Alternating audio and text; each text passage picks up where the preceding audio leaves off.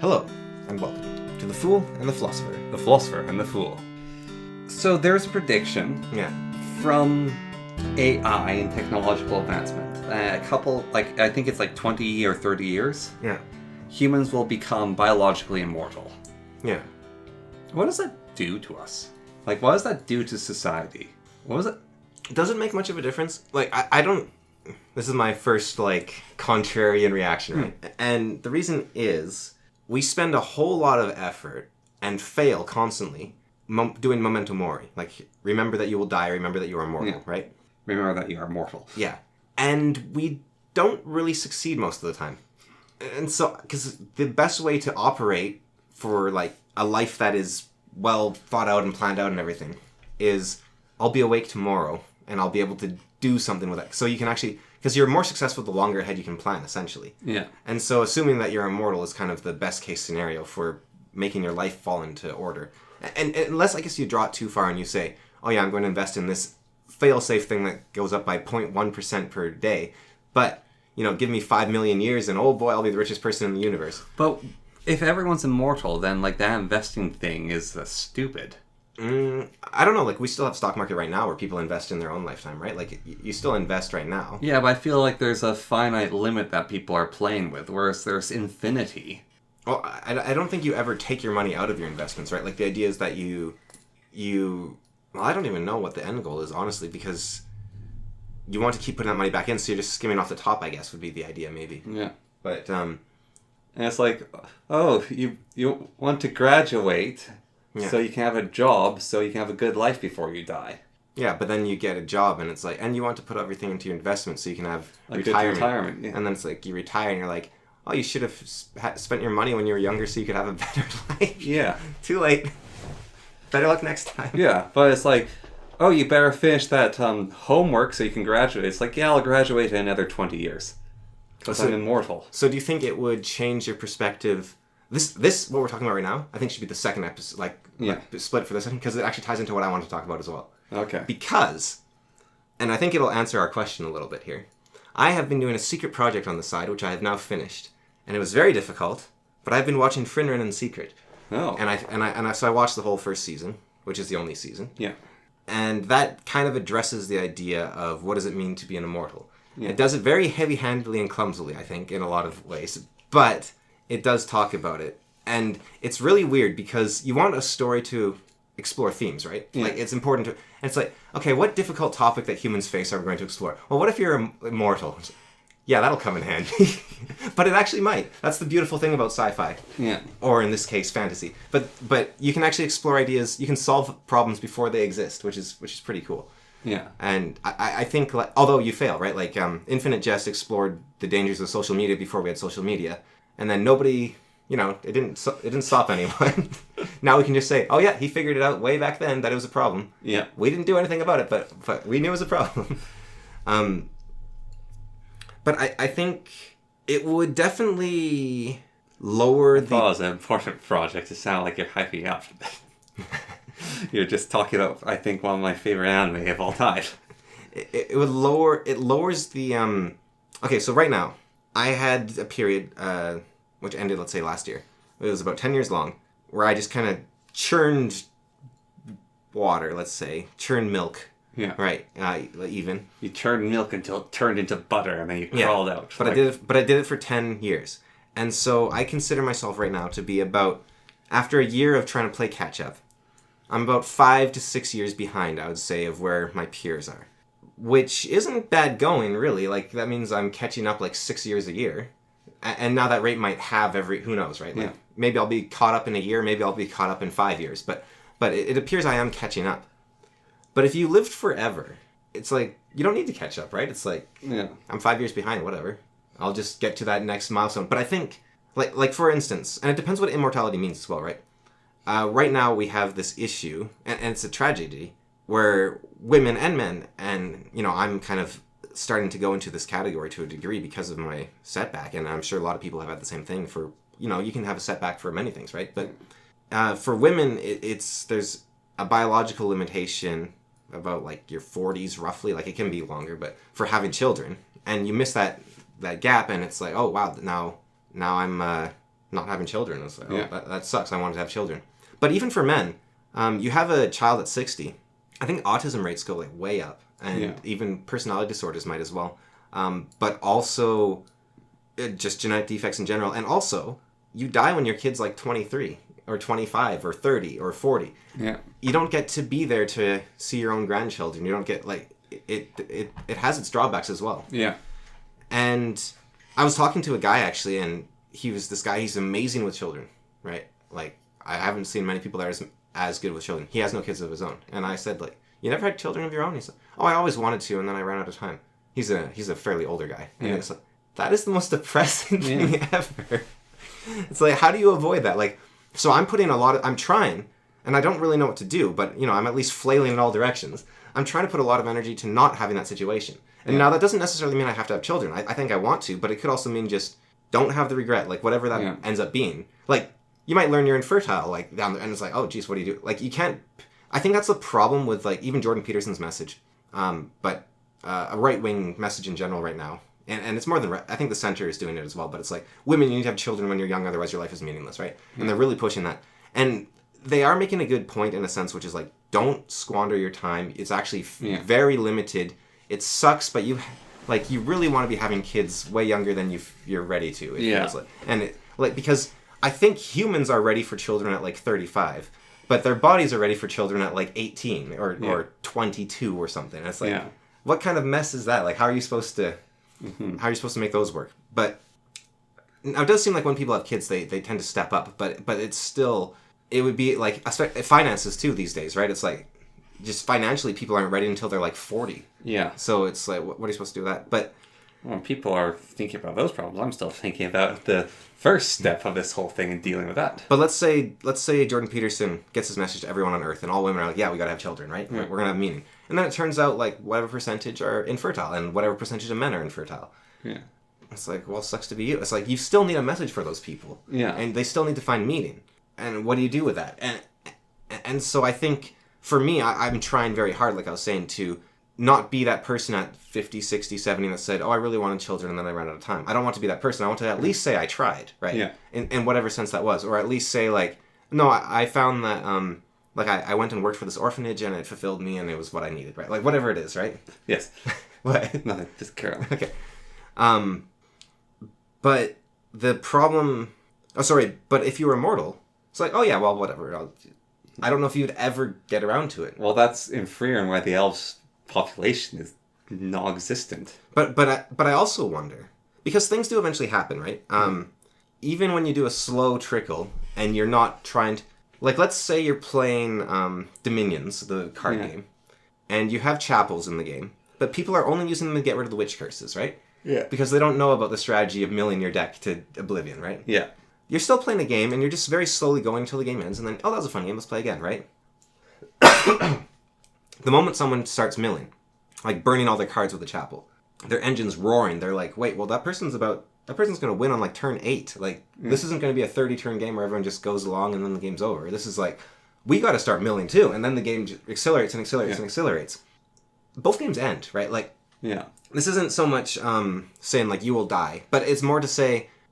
all the processes still occur, they just occur slower in one scenario than the other. So if your goal is to get there as quick as possible, then the scenario with death is better. But if death is gone, do you need to get there as quickly as possible? Like, maybe it doesn't actually matter. Yeah. And who cares if the elves are all dying out, because they're going to live forever anyway, so what does it mean to have the elves die out? Like, they could have 6 children tomorrow. They're not going to, but they could. Yeah. And maybe one day one of them will be like, you know what, I am rich enough, and because I think that's kind of the problem which is occurring for people not having children until much later. Is they're waiting until they have money, and they're waiting until they have a relationship with someone they actually love, and you could just wing it, right? And eventually, and some people do. But or you could actually get that relationship with the money and get the relationship with the person, and that will also get you to the goal of having children if that was the goal in that case, right? Yeah. And you'll be in a much more stable position potentially. Now, what is lost might be taking that risk because... Well, a lot of people, I think, are getting stuck at that relationship of even starting that. Yeah. Yeah, but what's the, that risk, right, of, like... Because you said they're getting stuck at taking the relationship, right? But you could just walk up to a random person and be like, you, me, child, yes. Boom, you have a child 9 months later, right? more or less. And what is lost when that goes away? Like because there's like a slight risk, or rather, there is a huge risk there, right? But there's what do you gain when you take risks to fuel your advancement rather than... So here's mind magic, right? One way to play the game is to take fights that you know you will win 100% of the time without any losses, right? So you have this huge, massive army. You just sit in town for the first 2 months of the game until you've got 6 angels in your party. Then you go out and you start attacking the peasants. And then you take the first mine and then you take the next mine, right? Or you can take fights that take strategy and skill to win, and you still might lose a few units. You might actually lose the entire fight because you overestimated something or you miscalculated something. But you gain much faster, and you're going to be a much better player in terms of if you're playing against other people, you're going to win way more often, right? And so every time you take a risk, you also have to learn strategy. So you gain self-development maybe when every time you take a risk. And even a failure, you're still learning something. And so I think if you're immortal, failure stops becoming as regular part of your life. And I think we're already seeing a lot of downsides from people being afraid to fail. Like, birth rates collapsing, for instance. And it's like, well, yeah, but there's not the money. It's like, yeah, there's not the money, but you could you could still take the risk and be a homeless person with 6 children. Yeah. Now, I'm not saying the drawback's worth it, right? Like, I'm just saying that we are seeing that loss, like, yeah. Or the benefit's worth it. Jeez, I'm gonna get some water. I don't know what's going on. Got the cold that will never end. Stupid children. It's not worth it. You'll just be sick for the rest of your life. And now, of course, biologically immortal means that everyone you know that has died will have died like from murder or accident or something. Yeah.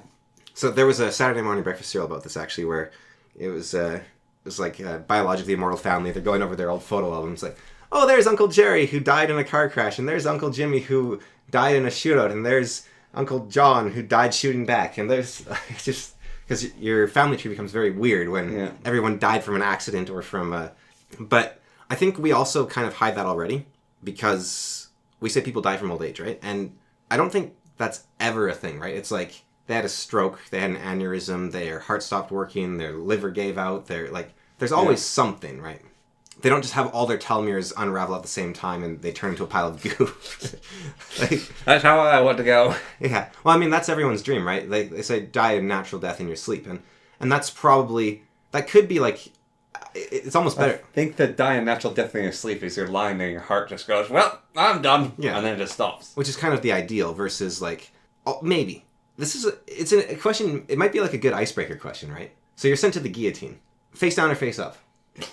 Because during the French Revolution, they believed it was more humane to either put a bag over the head or put them face down, right? Yeah. But I'm not sure I would prefer that.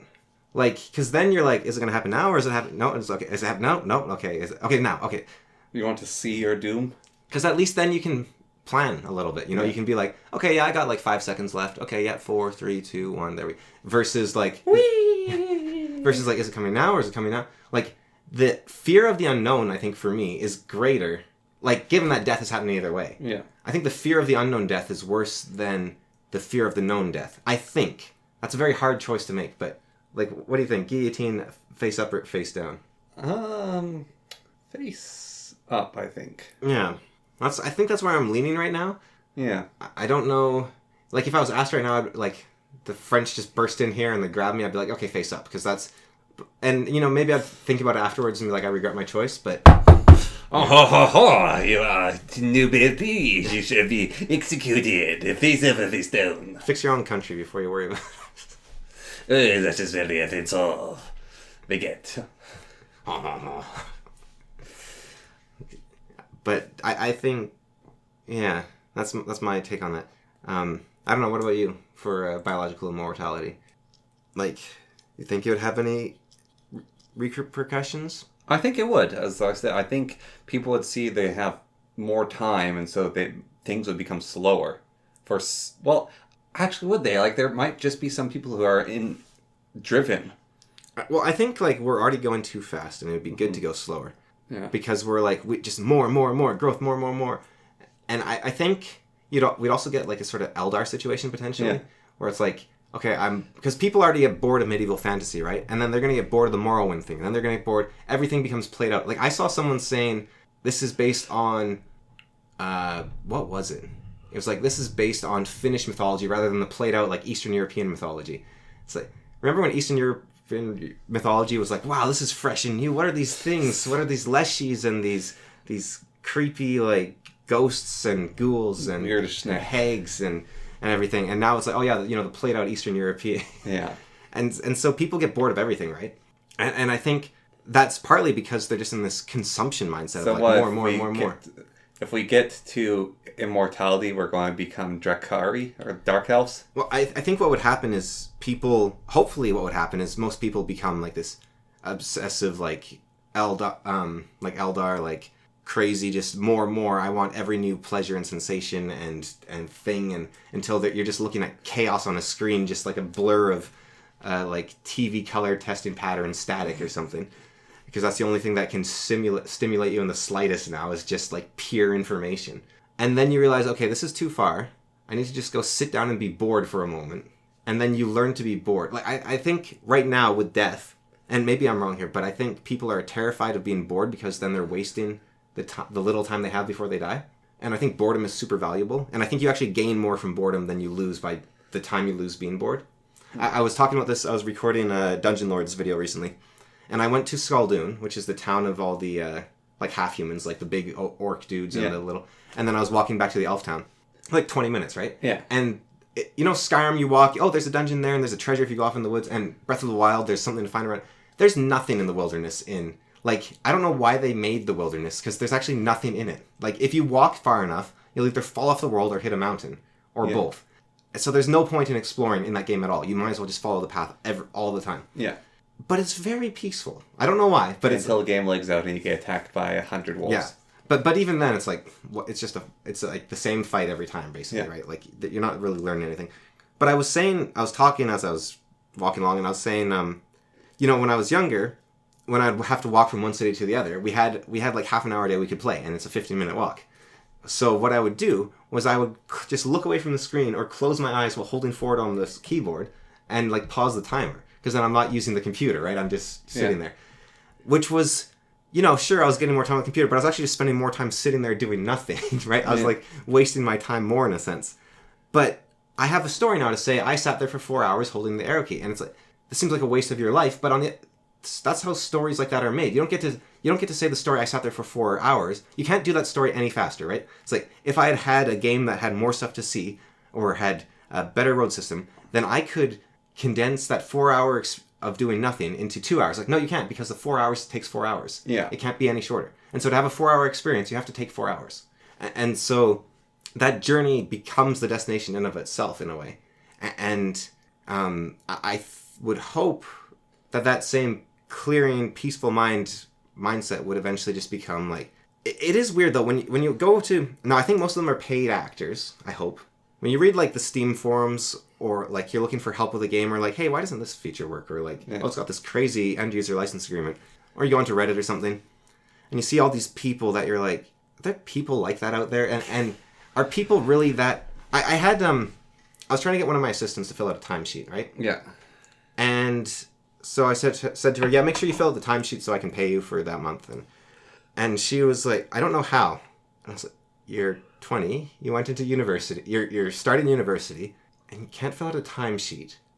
Is this something that some people can't do? You should have shouted "get good" and put L on your forehead and danced around her and then ran off chortling. Now, I think what actually happened, and this is where a lot of, I think, oh, this person's so stupid I can't believe it occurs, right? I think her actual problem was I sent her an Excel spreadsheet, right? Yeah. With a bunch of formulas in it so that when you input your hours, it tells you exactly how many hours and what you get paid, right? Yeah. And I think their problem was, it was for the month of August and she had to get paid for October, and she didn't want to change anything because she was afraid of breaking it. So when she didn't know how, it's not that she didn't know how to type in numbers into an Excel spreadsheet, it was that, okay, I don't want to break your system, and I don't know what to do that will break your system. And the thing was, you can't break it because it's an Excel spreadsheet where you just type in your numbers, right? It's like, even if the formulas stop working, I don't care, I just want to see your hours. But she didn't know that. So I think Yeah. that's where the actual disconnect is. So I think that's where a lot of stupidity is. It's just the disconnect in communication between people. And also people being afraid to break things. I think that also does lead to a lot of illiteracy. But then when you do break things, like there was this Eastern European guy where I was trying to fix a program of his, and it asked for a license again because I guess he had just been somehow dodging the license the whole time. Yeah. And he's like, "Oh, why'd you do it?" He was like, "This system's very robust." And then I like pressed 2 buttons, and he's like, "What? Don't touch anything. How'd you break it? What did you do?" And that sort of situation, I think that mindset is actually not a good mindset to have. I think you want to be like I deleted, when I was trying to bug fix my computer that one time, I deleted all my USB port drivers to try to bug fix the problem. Like that takes the courage that'll cost you $1,000 if it goes wrong. Which maybe is a bit too far, but just thinking of the image where it shows it's the meme was relevant as saying like the boomer like owns all this stuff, like doing all these things, like tells you off for being so stupid. Yeah. And then it shows a GIF of them grabbing my computer and dragging it over to the recycling bin and then dropping it in. Yeah, exactly that. But I think there is a way to live an immortal life properly, and I think that people are capable of it. But for some reason, people seem to but I hope it's just that miscommunication layer. But people seem to very stupidly just circle the drain downwards a lot of the time, and just wonder why things get worse when they're the ones digging themselves into this hole of stimulation and giving away their freedoms and rights to companies and whatnot. Like, imagine like indentured servitude or something with when you're immortal, or like that sort of thing gets really scary. Yeah. Like that's the kind of situation where, but I think it's one of those, I think it just accentuates the problems we already have. It doesn't necessarily cause too many new problems. There is actually a downside though I could see. Well, you don't get to go to heaven, so. This is much more of, I think, more progressive types would have latched on this immediately. But this also is a problem in science. So there's a saying in science, which is that progress occurs one death at a time. Because the most distinguished people in a field were doing it back when there was less information. Yeah. But nobody can question them because they are the experts that started everything.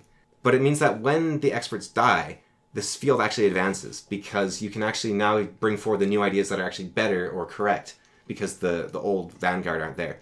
But if those guys never die, you might actually have like this complete stall, right? And you'll also have like, you'll have your 1800s grandmother who thinks she should be enslaving black people with like this super progressive granddaughter who's like, you know. Well, I thought you also, before going to bring up with that, the people who are rich are just going to keep getting richer and everyone else is going to be poor in immortality. Yeah, well, that could also be really bad with like... like in Altered Carbon. Like the Matthew principle where you just end up with this class of immortal serfs and immortal masters, right? Because you can use resources to generate resources, and the one trickle-down effect is when the rich old people die, they at least give it to their children, and at least some of that slips between the cracks and goes to everyone else.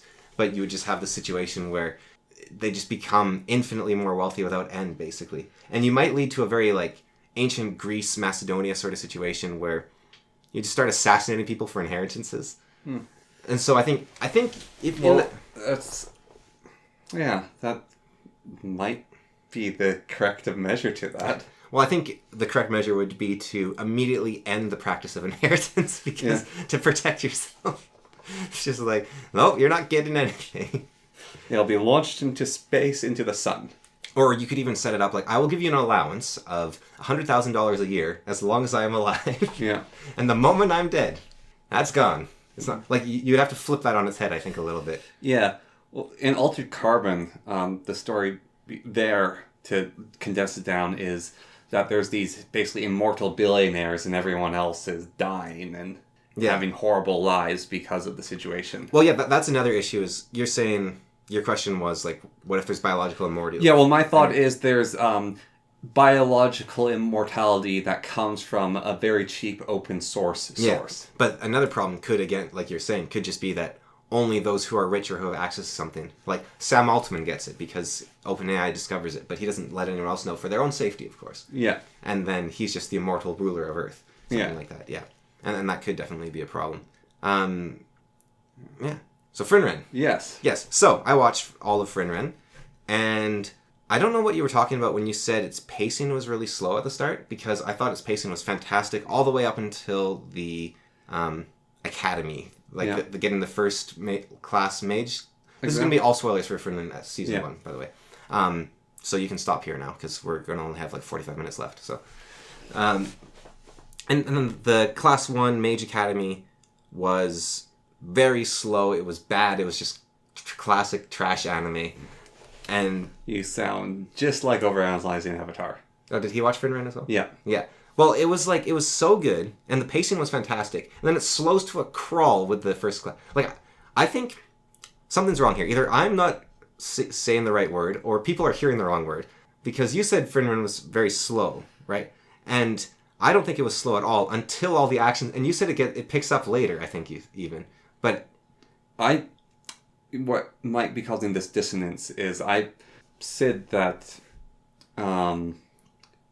that's I think I was talking about the perspective people had, because I really like the beginning. I'm not saying it's slow, that it's good or bad. I'm saying, and I'm not saying that you're wrong either. It's just like I might be saying the wrong word here. No, like the story it takes its own time. It's a journey of 10 years across the countryside. Well, see, I don't even think it's like, and maybe this is just a disconnective word. I don't think the story takes its time. I think it's a very boom, boom, boom, boom, boom story. Like a story that takes its time, and then everyone else's time, and then even a bit more on top of that is the Dragonbone chair.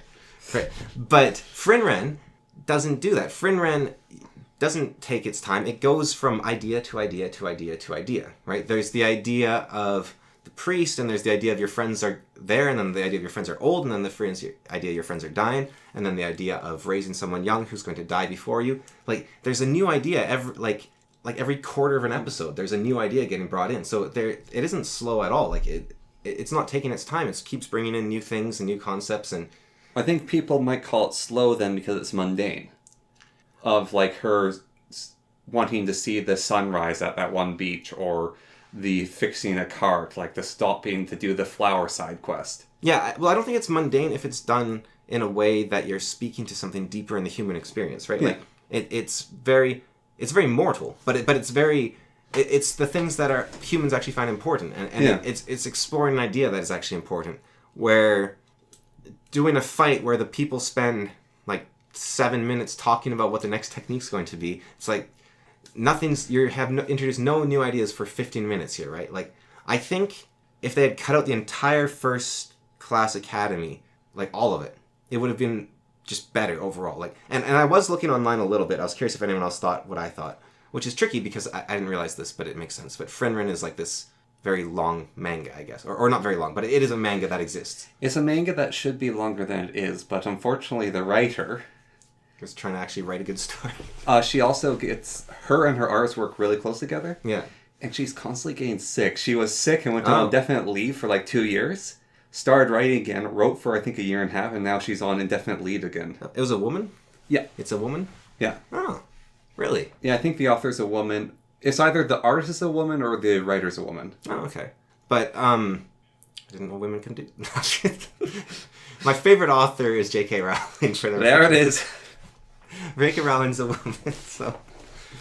But the, what was we talking about? She was sick all... Oh, right. So, anyways, the manga is beyond season 1, though. Yeah. And so when you look up Frieren stuff, it's a lot of people talking about the manga. Yeah. And so it's, I don't want spoilers here, so I'll have... But it did seem like people were saying that even when they were reading the manga, they were disappointed most by the first class mage test. But that was like a low point that got better. Yeah. And so that seems to be a fairly common agreement among the readers of the manga. And now they do also say, and it's pretty clear when you're watching the first class mage thing, it sets up a lot of the characters for like the rest of the entire series. Yeah.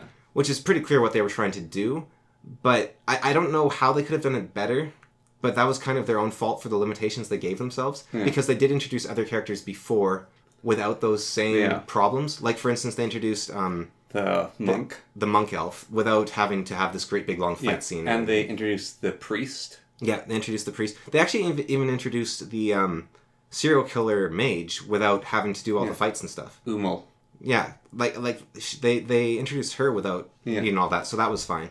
They introduced Frieren and Fern and Stark, and even like so yeah. I want to talk about a couple. So yeah, overall, I would say one of the best animes I've ever seen. Yeah. It's not a very high bar, but it's very clumsy in a lot of the messages it gets across. Like, it does it very ham-fistedly and clumsily, but at least it does them. And it, like, they are, like, so much of it is like, oh, did you know Friren's actually, like, that's the worst part of everything. It's like, did you know Friren's actually really powerful? It's like, yeah, we got that with the first time around. I mean, you may disagree, but the scene where she fights Aura, the purple-haired demon. Oh, that was horrible. That was bad. That was so bad. Oh, that scene's great. No, because the thing is, right, all they had to do was have Frieren go forward, explain what the scales do, right? Do the little flashback with Flame being like, with Flam. Yeah. They're all German, so it's Flame. Yeah. But with Flame, and just be like, okay, you got to suppress it so that you'll trick the demons. And then you go, and it's like, okay, let's duel. And then, boom, it's like, oh, her mana's way stronger, right? That's all they had to do. But instead, they say the same point like 6 times. It's like, did you know Friren's been hiding her mana? Friren's actually been hiding her mana. Friren's hiding her mana. Friren's hiding her mana. Also, did you know that this scale, if you have higher mana, it'll tip forward? And also this scale, it's like, that is the most plot device object in the universe. It's like, how do we show that Frieren is more powerful than it appears? Let's try to be subtle about this. How about an object that shows your power level? Remember when Dragon Ball Z said the Scouters were a bad idea? Let's just ignore that and just have a joke. Well, that is slightly countered, that power level thing, by well, maybe not. Well, I'll get your opinion of Stark fighting the demon that she can copy any combat technique she's seen.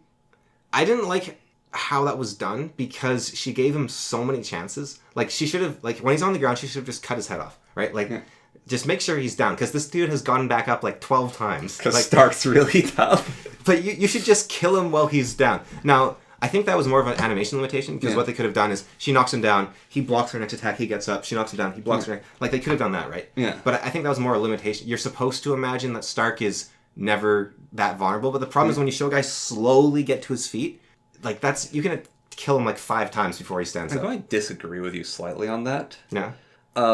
After well, she's like tired too. Yeah, exchange of combat. Yeah. You're going to be tired too. So she's recuperating as well. Yeah. And she's afraid to get close in case he pulls out some... Like, yeah, he might be planning something. But I think that's giving them more credit than they... Like, I think that would be a great way to do the scene. I don't think that's what they ever do, but I think that would be the correct way to do the scene, right? Or maybe she was never actually tough enough to beat him. Like, what you have to do is show her, like, knock him down. He's on the ground, but he's got one hand on his weapon, and he's, like, looking at her, right? Yeah. And then she's breathing really hard and taunting him.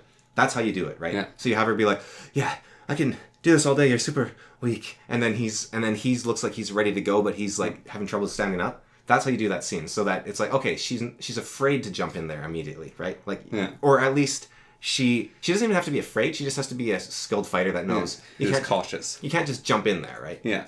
And then it's a bit, that again, it's a bit, like I said, everything's ham-fisted. It's fun, but it's ham-fisted where it's like, because all Stark has to do, if someone that can perfectly copy his techniques, is do a technique that relies on something that he has more of her than her, which is endurance. Yeah. And then so they both get an equivalent amount of damage to each other, but he wins because he has more endurance.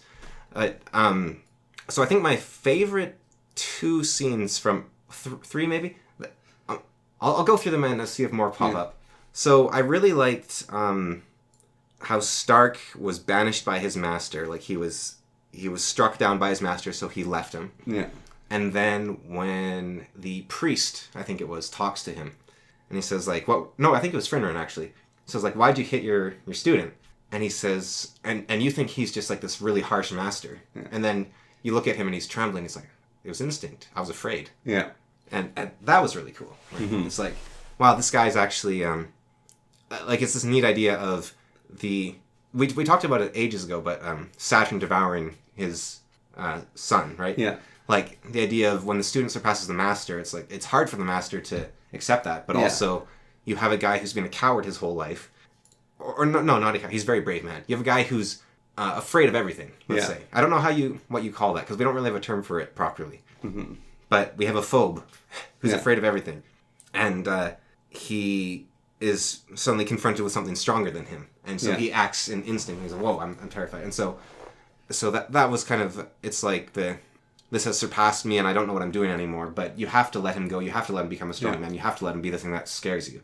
Mm-hmm. You have to let him become someone who's greater than you and scares you. And so I thought that was really well done. It's also neat that they're not just having Himmel's original party be the greatest heroes ever. Like, they're actually saying there's better people out there. Yeah. And I think that's really I think that's the special thing, is I think there's better heroes than Himmel. Yeah. It's just Himmel was Himmel the hero. That's the whole thing about Himmel. Yeah, even though he wasn't actually... He's not the greatest fighter. He's not a like the warrior in the party with him is a better fighter. It gets revealed that the hero's sword it wasn't he never drew. He just had a replica. Because he wasn't a good enough hero to draw the sword. Yeah. Yet his party defeated the Demon King. Yeah, so all you needed was... I think that's another one of those ham-fisted things where the Demon King, really, like, is that... Well, it's playing on the anime trope, because that's a very popular... Like, I don't think people don't know this, but Dragon Quest is insanely popular. Yeah. And because of Dragon Quest, D&D is insanely popular. But not D&D in the sense that Japanese people are playing it. It's the concept of this RPG story is so absurdly popular in Japan. Like, you don't even know. But I think it's weak. Like, it's weak to... It's like, imagine if the One Ring in Lord of the Rings was called the MacGuffin, right? Yeah. It's like, at least put a coat of paint on it, right? Give him like an evil German name, because it's like fantasy Germany, right? Yeah. Like, well, maybe that's where the translation fails. Maybe like Oniga might sound better to them. Yeah, like maybe it means the devil or something. Yeah. But I think the Demon King is just kind of a weak way to do that. Well, those demons are cool, that they're actually just evil. Right. That was something I want to talk about. But I'll talk about the three... Thanks for reminding me. I definitely want to talk about that. Yeah. But I'll talk about the cool things first here. So, So I really like the scene where it shows the... Now, I don't understand it, which is part of the reason I like it, I think. But it's also... They have an advantage. I don't know who this... what's his name? It's like Noah Evans or something. The composer for the... It's just some random, like, tiny YouTube channel when you look him up on YouTube. But... music's very good, though. Or Noah Call or something. It's fantastic music. Yeah. It's incredible music. Like, the fight music's great. But it's all... When Fern's, like, fighting and shooting the lasers, like, that should be a boring scene, but how the animation is done and the music with it make it really good. It's very, derivative isn't quite the right word. Inspired, maybe. Like, it's... You can hear, like, there's Danny Boy, there's, Dies Irae, there's, like, you can hear the song he's basing it on, like, every single one of his songs, but they're still done very well. It's essentially a bunch of covers, but they're done very well. But, The Fear Has Got Me This Far, which is Dies Irae, or, Tanzen Tot, or whatever that song's called. Yeah. It's basically that. But Totentanz. But it's that scene where they're saying, you're trembling, you're afraid, and he's like, fear's got me this far. Yeah. And I don't quite know what that means. I think he's saying, I've never backed down yet, essentially. Yeah. But the music there is, I think it's the best song in the series, is The Fear's Got Me This Far, which is the one based on Dies Irae. I didn't even realize there's a song based on Dies Irae. Guess I wasn't listening close enough. No, they're all based on something pretty clearly. But that song is quite good, and I really like that scene. But my favorite scene so far, I think... Well, why don't you do second and then your favorite, because you have three. Yeah, when he was afraid of... and then it's Fear's Gone... Is that Stark saying that? No, that was the dwarf saying warrior? That. Fear's got me this far, yeah. Okay. But, so those are the two scenes I really like there. But then, the next scene is... It's when Fern and... Frieren are talking. And I don't remember who's saying what line here, essentially. But, well, I know that the last line is Fern's. Is Frieren's. But it's something along the lines of, like, Fern asks, do you like magic? And Frieren says, it's okay, I guess. And then Frieren asks Fern, like, do you like magic? And she said, it's just a living. Like, I needed a way to pay back the priest, and this was the way I could have chosen anything. Right? And then Frieren says, but you chose magic. Yeah. And that is really cool. And I think that's the name of the whole episode as well, is like, you chose magic or something like that. And that's a really cool line, because it's like, well, it doesn't matter what I do, like what choice I make in life. It's like, it was 50-50, right? Mm-hmm. It's like, yeah, but you did choose one of those, right? And I think that is a really profound idea. Like, you did make a choice there for some reason. I think my favorite scenes are a little different than yours. Yeah. Because I really like that aura thing. Yeah. I don't know, I just like the spectacle. I'm a sucker for spectacle. Yeah. Well, you don't think that, like, the really ham-fisted, heavy setup for, like, the lines, like, yeah, but you chose magic, like, that is a spectacle in of itself. Like, that's a lyric, what would you call that? Like a logo spectacle, a spectacle of words or something. Yeah, I like visual spectacle. Yeah. I I really like... Well, the animation's also very pretty. I really like where she's in the dungeon with Fern, and she's in front of a chest. Yeah. And Fern has cast a spell on the chest, which detects that it's a mimic. Yeah. And Frieren says, yes, but that spell has like a 1% chance. 1% failure chance. And when it fails, there might be a really important spell book or magic item there that make it worth the risk. Well, I think she says something like it's those darkest places that nobody else is willing to look where you're going to find like the... Yeah. Yeah. And then... Because it's like the bad mages get eaten by mimics. Yeah. The good mages cast the spell and don't find the treasure. But the great mages know to ignore the spell and get eaten by mimics. And then that's true, right? That's like... Jordan Peterson loves that line where when the knights were looking for the Grail, they chose the part of the forest that was darkest to them. Well, it's at the bell curve. Yeah. But then it's like, help! It's dark and scary. I love the visual of the mimic can't actually hurt her. Yeah. It's like push me in, and I'll make it vomit. Yeah. What do you usually do? I usually just fireball it, and then it vomits me up. That makes my hair all frizzy. Yeah. No, there's a lot of humor in there, and I think it's done.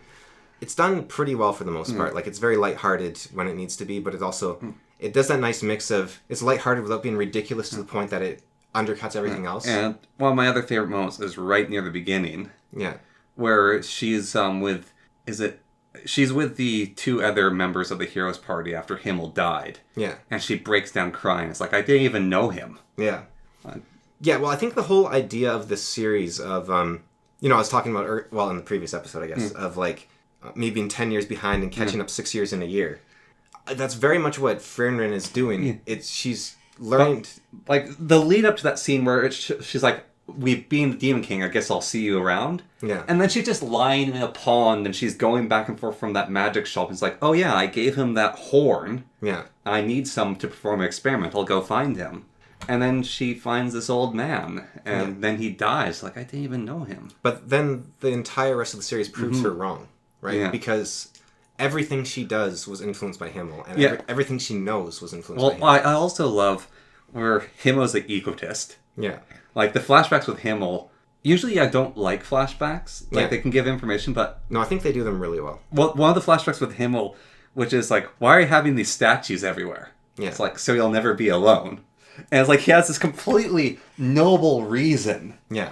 And then he proceeds to annoy the village by, like, trying pose after pose after pose for the statue because he's also an egomaniac. So there's this really strange idea throughout the series that it might be a Japanese thing. Because I know that China does something similar. I don't know if Japan does. But, and it was actually my book, No Limb Can Bear, which is on Amazon for, like, $15 or something. Yeah, check it out. Yeah. Being a bit like Baudet there. But it was originally going to be called... My Immortality. Yeah. That was the original title I had in mind. And I looked up My Immortal and My Immortality, and I discovered the song by Evanescence and the Harry Potter fanfic My Immortal, which are both terrible. And I realized I didn't want that. What? No. Well, okay, no, sorry, the song's good. Okay. Yeah, no, that was a great song. I actually do love the song. Okay, sorry, just the fanfic. Yeah. Sorry, the fanfic, like, overrode. It's like when you get a bit of... You know when you get a bit of bitter batter and you take a bit of better batter to make the bitter batter better, but instead it makes it bitter? Yeah. It was like that, basically. Yeah. So, because the original point of the villain in my story, everything he was doing was so that he'd be remembered, so that he'd have a legacy. And the whole point was about building a legacy so that he'd be remembered at the cost of, like, everyone and everything around him. Yeah. And my first edit of the story completely changed the entire story. It actually got rid of an entire character that was the main antagonist of the entire story. Yeah. But... And it also changed the pole from being away from that idea of legacy as strongly. Yeah. And I think it's still in there, but it definitely pulled that away a little bit. But Frieren goes, like, all in on legacy. It's like, who will be there to honor you? Who will be there to remember you? Who will be... And they talk, like, will you honor me? Please, I need someone to honor me. Who will remember you? Like, it's over and over and over again. And I think that might be more of, like, an Asian concept. I could be wrong there. But it's a very weird point they keep bringing up. Because it's like, do you really... Like, is your legacy that important? Like, I don't think most people in at least, like, let's say Canada talk about legacy all that often at all. Like, yeah. Well, another character I really like is the Elven Monk. Yeah. Who was the hero of another time. Yeah, like there's a statue of him and that human. Yeah. and no one knows who he is. Or who the human is, yeah. Yeah, and then there's the priest, who later on, he and his best friend, the strongest guerrilla fighter, Yeah. Looked at the statue of the hero and that monk. Yeah. And, like, it formed their childhood, and... But what do you think about that idea of, like, legacy? Like, is that... Like, do you see that theme in there, too, where they're really talking... And I guess you could say, like, his legacy actually did continue in a sense because Guerrilla Warrior and Goatee Priest, or whatever his name is, did continue the legacy by being inspired by him. Yeah.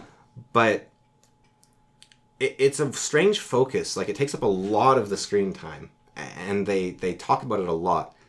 Well, I think it is an important part of the story. The story is a lot about the past. Like, even a lot of it's about concepts and thinking of things. Like, I think... But it's like these people aren't gone as long as you carry them with you, sort of. Yeah. Well, even so, the main antagonist of the story, who is Ciri? No. The female elf. Oh, yes, Frieren or Frieren or something. Yeah. Anyways. She is more powerful than Frieren. Yeah. Like, Frieren... Probably. Well, the times they fought, Frieren lost. Yeah. But they didn't fight in that, like, bit there, yeah. And then also, but she couldn't beat the Demon Lord. Yeah. Because she didn't have the will to do it. Yeah. Well, she didn't want the world to be... She liked the world she had, right? Yeah. Frieren is kind of a... she's an immortal learning how to live as someone that actually values each day and each person and and the changes rather than wanting stability. Yeah.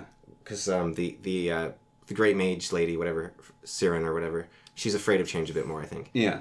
But the whole legacy thing is like... I think I've talked about this before, the idea that if you got transported to another... Let's say time resets, like the DC multiverse collapses, right? And only Kilowog, let's say, remains from that.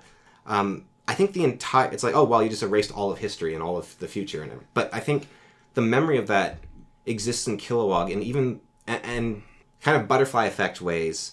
that entire universe actually still does exist because he was in it. Yeah. And so, like, even something that happened on the other side of the universe he never saw happen wiggled the ethers enough that imprint is still in Kilowog. And so the past isn't actually lost in that. And so I think when it says, like, as long as you remember someone, they're not gone, it's kind of that idea of you are carrying them forward, not just because, like, you're thinking about them, but actually because their imprint on reality still exists. And that so you can even forget their name and their face, but... you can continue remembering them. There's actually a scene where they do exactly that. There's an old dwarf who's like twice as old as a dwarf is supposed to live. Yeah. And he's guarding a village because his wife asked him to. But he doesn't even remember his wife's voice or her name or her face or anything. But he's like, I remember my wife told me... So the concept of her love has lasted even when everything else faded. And he says... it's really interesting what they do in Frieren as well. And actually it's one of my other favorite scenes, I guess. But... They explicitly address it at one point, but it's also done elsewhere with different characters. Every goodbye in Frieren, and it's so hard to make a character like Frieren correctly, right? Because the implication seems to be she's actually an elf child. She's not, like, even fully grown. Because she's shorter than all the other elves, and she has more childlike features than all the other elves. So I think she is actually an elf child. I don't think she's a grown adult. And so they're trying to keep her a little childlike with that. Like, she might be, like, 14 or 16 or something in elf terms, but she does seem to be a child. But then they also have scenes where someone says something quite hurtful or misunderstanding to Frieren, right? Yeah. But she's like 2,000 years old or something, right? Yeah. And it's really interesting because they never have her upset. She's always like, okay, yeah, and then she walks away or something. Or pats someone on the head. Yeah, but she always... Because she's got 2,000 years of wisdom. Yeah. And they do it so well where people will... They also have this thing they do a lot. It's pretty obvious what they're... like, the things that are going on inside. But they'll have someone ask a question, like, why do you do this, right? And the character will just smile and leave. And you know the answer. But what's going on in that scene is that the character knows that you know the answer, and you know that and you know that they know that you know the answer. Yeah. And so nothing more needs to be said. And because all these characters are, like, wise people, like, they're old priests and they're 2,000-year-old elves and they're, like, who knows, like 50,000-year-old monk elves and whatever else. And so they leave all the time, like, words unsaid. That monk elf, they actually do make him appear to be like old. Yeah. Like, he's not old man, but he's like in his like 50s. Yeah. And he's fit. Yeah. Yeah, like he's a fit older elf. Yeah. And so, and given that Frieren is 2,000 years old and she's a child, it's like, Yeah. that guy's... Well, also, the Great Mage Flamma is like from 1,000 years ago. Yeah. And people, like, she's this historical figure that people still remember, but are getting mixed up now. Yeah. And so then, how old is this guy that he's completely forgotten? And I think when you take... what was it? Right. So the goodbyes are just like it's not just the age, right? It's like the wisdom that is what strikes me. Like big number, like I can just read Indian mythology if I want. Yeah. but it's the we're gonna write these wise characters as wise people. That's rare to see. Like often wise characters still have foibles of younger people. Like they get angry or upset or there's misunderstandings. They do a lot of like Gift of the Magi style. Yeah. Like I find them a little bit on the saccharine side, but they do like a little like, oh, Frieren's acting weird, and then it's my birthday and she doesn't remember, and she's going shopping without me, and then, oh, she's actually secretly buying her presents, right? Like, it's a bit much, but... I like it. It's a bit overplayed, I think. Nah. It's a bit... No, I like That's it. what I'm saying. I like it, no. You're just a curmudgeon. But Frieren herself is always... actually acts with grace and wisdom. And there's a scene where they leave, they leave Goatee Priest. Yeah. And they say goodbye to him, and Frieren just like waves at him and walks away, and it's like, what was that? And then they ask her like, we spent like 6 months with this guy, and then you just said goodbye and left. And then it shows a flashback with Himmel where he says, well, it'd be embarrassing if we saw them like 2 months from now and we were crying last time we left, right? So yeah. And so Himmel, what he's doing, this is advice for video game backlogs as well, weirdly enough, is he's living as if the thing's going to happen again. So with video games, it's like, play a video game as if you're going to play it again. Don't just play it to beat everything and be done with it and get it out of the way, right? Yeah. And so Himmel is saying, I'm going to treat my friends as if I'm going to see them again. Yeah. Because I'm going to see my friends again and again and again. So he never has a tearful goodbye. He's always just like, all right, bye, and he leaves. And I think that's a very strong and healthy... Because it's not just... He's not disconnected from his friends, right? It's not like, oh, I don't want to feel emotions. It's actually, no, I'm not going to lower both of ourselves here because we're going to have another happy moment next time we meet. Yeah. And we're going to meet again. And he has that faith that we're going to meet again. And I really think that's special. There's something on that, I guess. So Flamma, because she's incredibly wise, even though she's just a human who lived for like a piddly 90 years or whatever. Yeah. Figured out that eventually Frieren would have a situation in her life happen where she would want to actually have connected with the humans she lived around. Yeah. And so she set up that tree. And Frieren goes in there and she tells her, this is where, like, Elysium is, the Undying Lands. This is where heaven is. Yeah. And so she's traveling there to see Himmel again. Yeah. But the thing is, and I hope this is the point of the story, it's the same thing, it's the difference between Jesus, like, between the Christians and the Jews.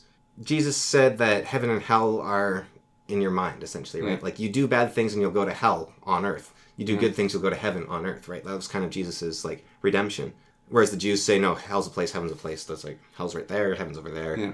You got to head to that place. But the virtue is its own reward in Christian teachings. And so by going to see Himmel, she is actually already talking to Himmel and seeing Himmel. Yeah. Now I get that and I agree with that. But there's a part of me that also wants her to see Himmel. But she is seeing Himmel, right? Like that. Because the whole point of the story. Like it's like I said, it's hammered in again and again and again. Who will remember me? What is my legacy? Who will carry me forward? And the answer is always Frieren.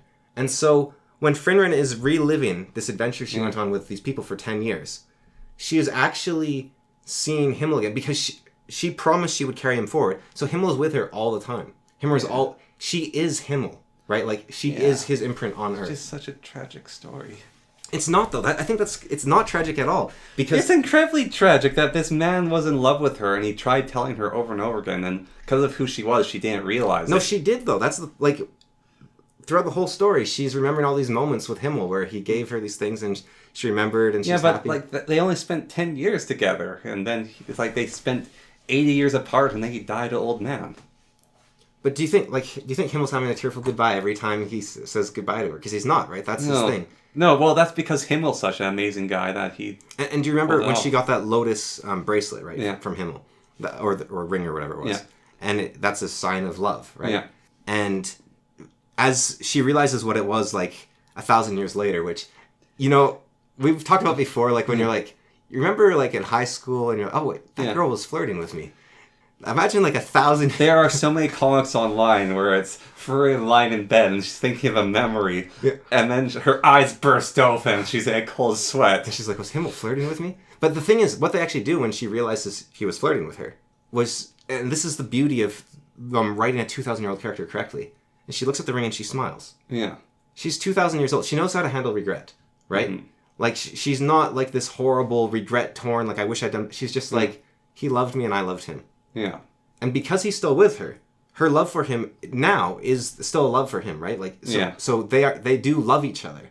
And so that already happened. And I really think that's cool how they... The story does have an end, to go back to last episode. The end is assumedly, like, there's a planned end. Yeah. Which is assumedly she gets to heaven. Yeah, she gets to the end.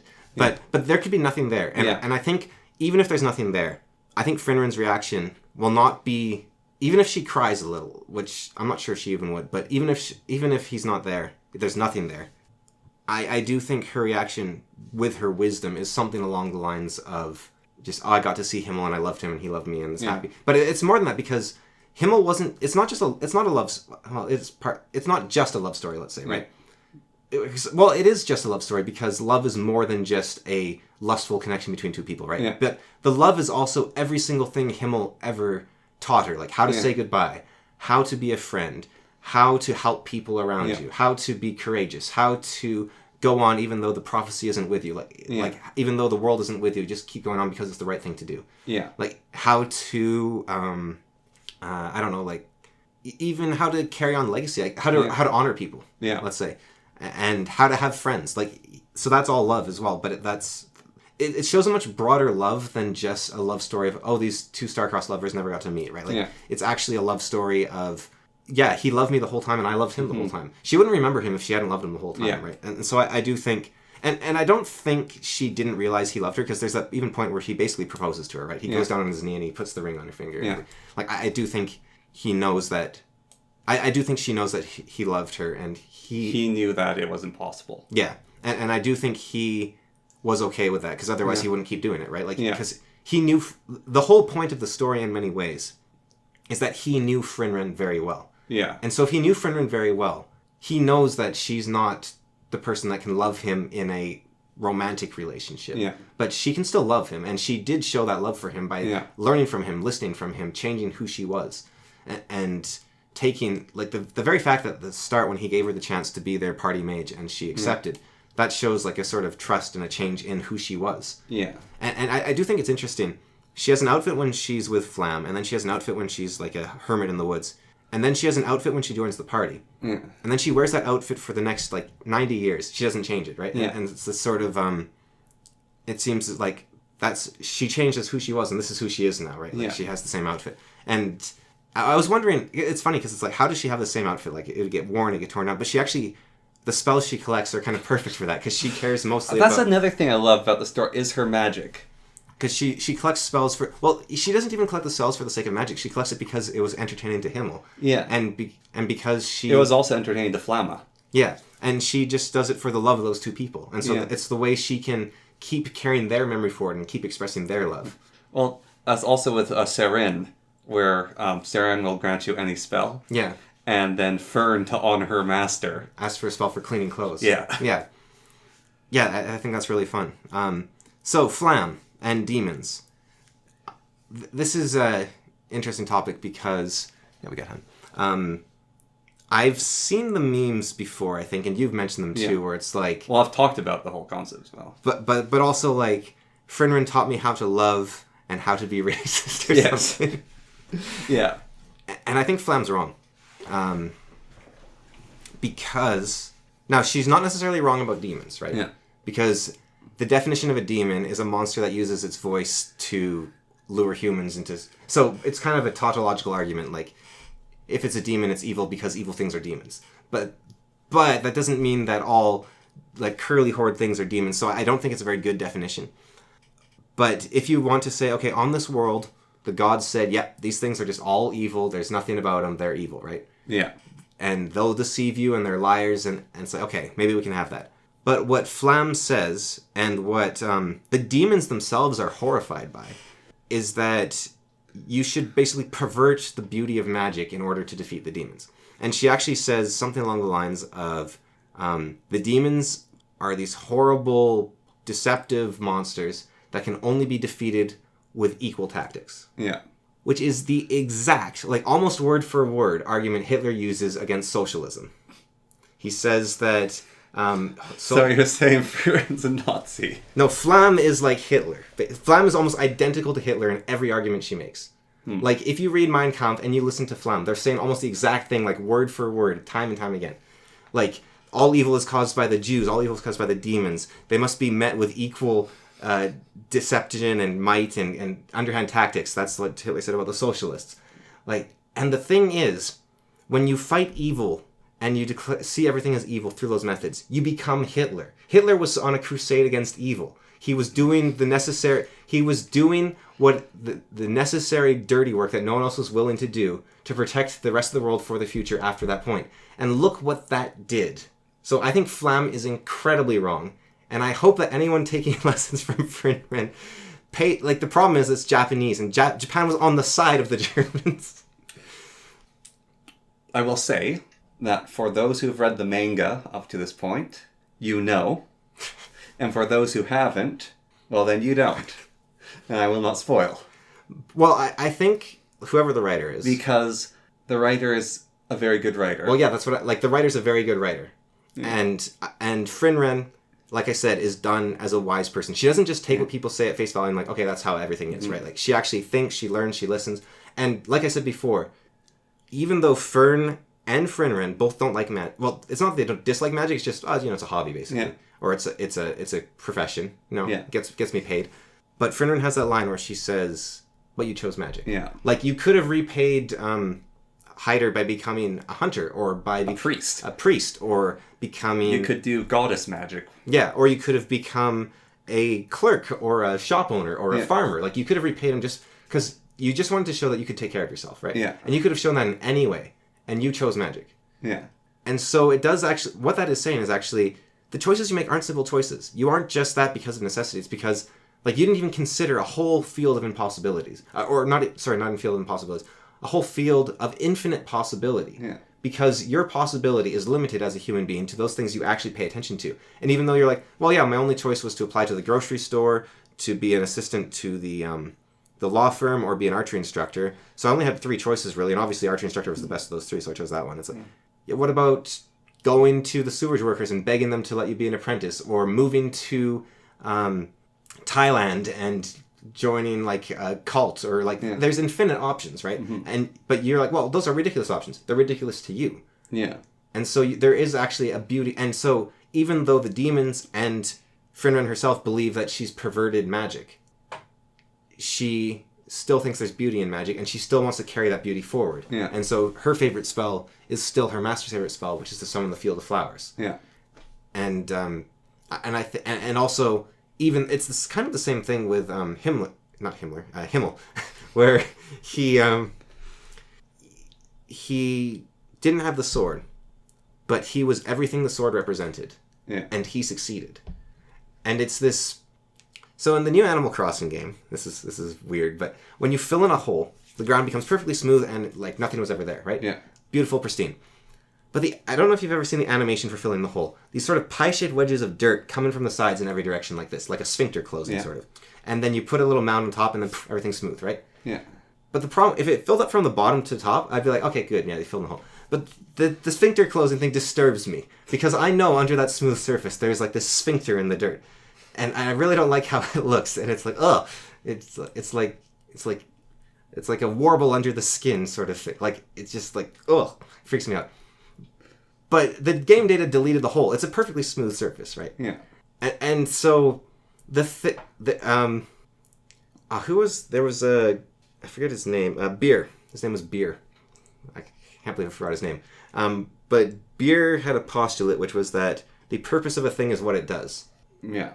And so you're a hero even if you don't have the hero sword, right? Like, you're a hero if you go and help people and you stop the demon lord, and even though there's this disgusting sphincter of dirt underneath that beautiful veneer. Except the veneer is the real you in a way. So it's like if there's a person with an evil soul who every day they do good deeds. It's like do they have an evil soul? Because I think Hitler's actually a great example too. That's literally the hegemon of Earth. Yeah, exactly. Game. Yeah, that's exactly Peter. Shadow of the Hegemon. Peter's an evil person who only does good things. Yeah.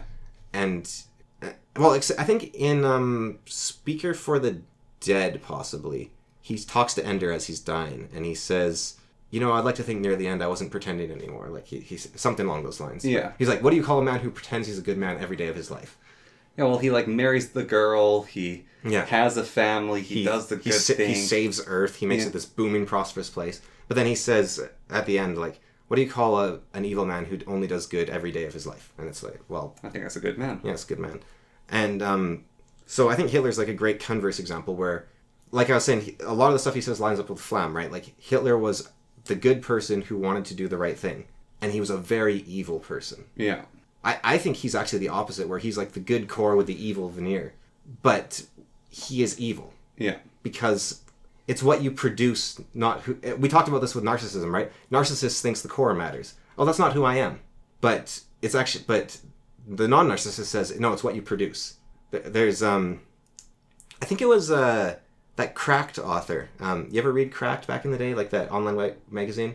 They had like one good author, and then when he stopped doing it, Cracked just fell apart.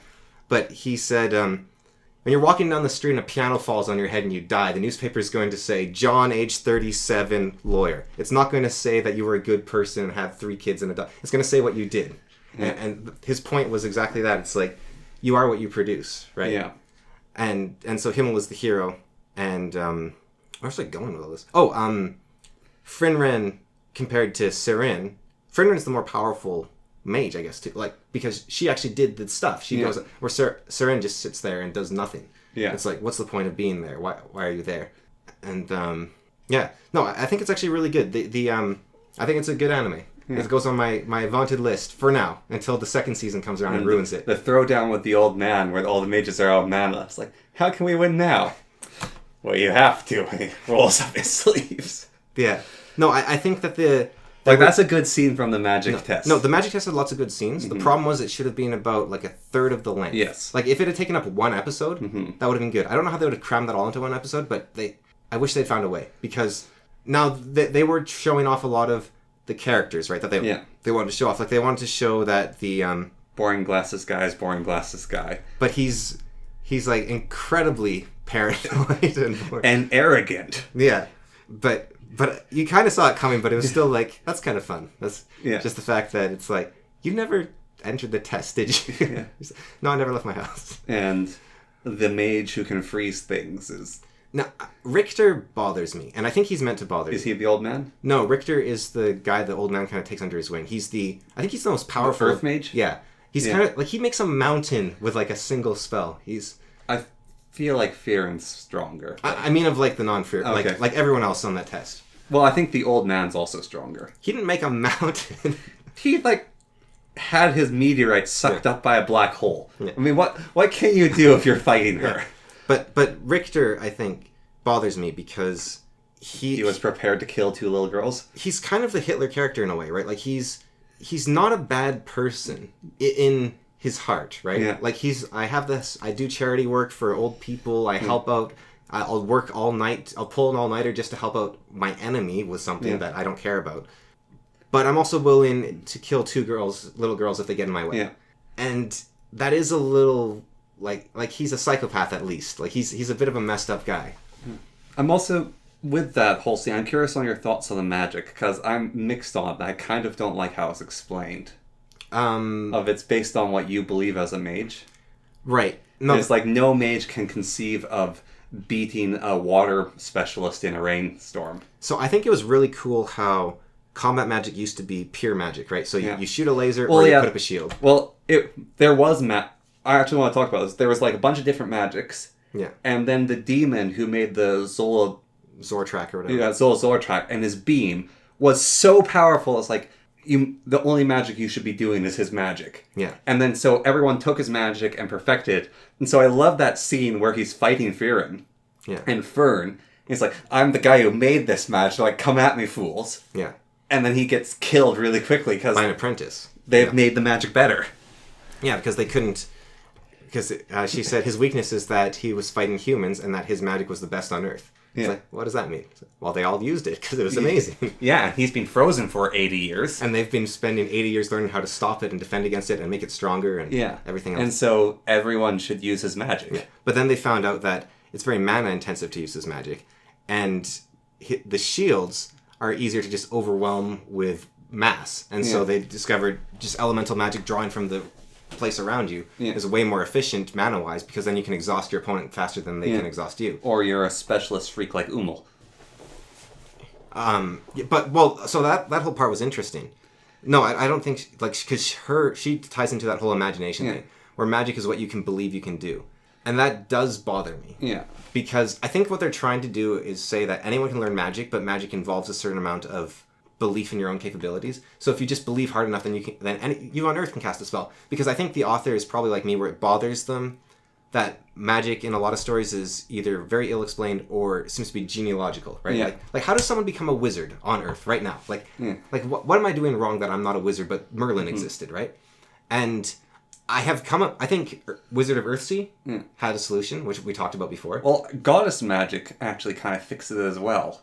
Where you just devote yourself to the goddess. And you do the magic only from her book. Yeah. But there's a ton of spells hidden inside the book that you could just be reading a passage. Yeah. It's like you're reading a passage from John 13, and suddenly it gives you telekinesis. Yeah. Well, and it could be, you could even interpret that in the Earthsea sense, where it's like you get a deeper understanding for the passage in the Bible, and that gives you actually the ability to do something, right? Yeah. Because in Wizard of Earthsea, you can only command something when you have perfect understanding of it, right? And so my solution, I think, which I'm going to use in at least one story, but we'll see. But I think future authors should try to do more stuff like this if they can, rather than, it's based on your imagination, because that is a bit weird. I don't think it's entirely based on imagination, because she's constantly finding spells, and they're researching magic. And that's why... she can fly, and in the past, that's not something people could do. So it could be a translation thing, but it seems to fail as an explanation even in universe. Yeah.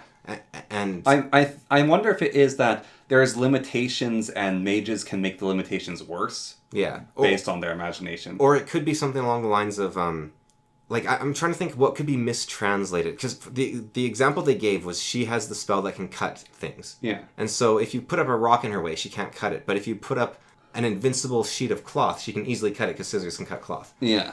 Which is kind of lame unless there's like a translational thing there, right? Yeah. Because by sheer... there's a Marvel hero who has the same power, Guardian. Yeah. He has this shield. Gladiator. He's got like... his superpower. No, right, no. He's as strong as people think he is. Yeah. So if they think he's invincible. And if they think he's like super strong, he's super strong.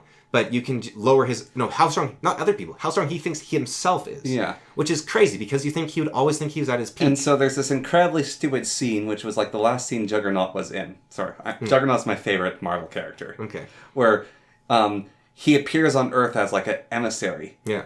And Juggernaut charges him to take him down. He grabs Juggernaut by the wrist and chucks him over an ocean. Yeah. And that's the last scene Juggernaut's in.